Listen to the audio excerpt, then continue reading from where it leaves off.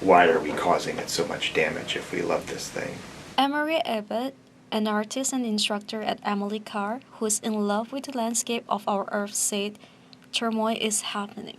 Look what will happen in the future and how devastating it will be. But then also, like, won't it be beautiful even after we're gone?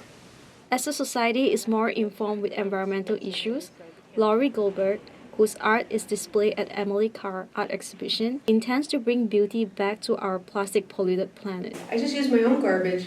So I keep that plastic and then I clean it and then I cut it up. And I can do all sorts of color coordinations and start really, it's quite lovely.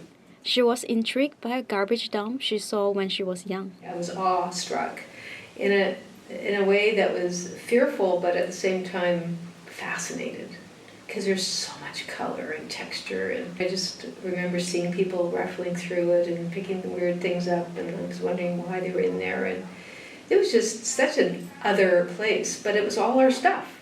Abbott said it is impossible to ignore environmental social issues.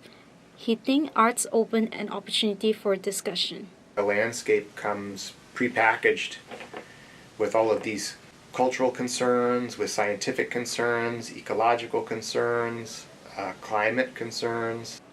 He said he was stuck in Kelowna for a week during the flood in Abbotsford 2 years ago. He was inspired by the event and wanted to create art highlighting what he witnessed. You are then faced with the reality underneath the aesthetics.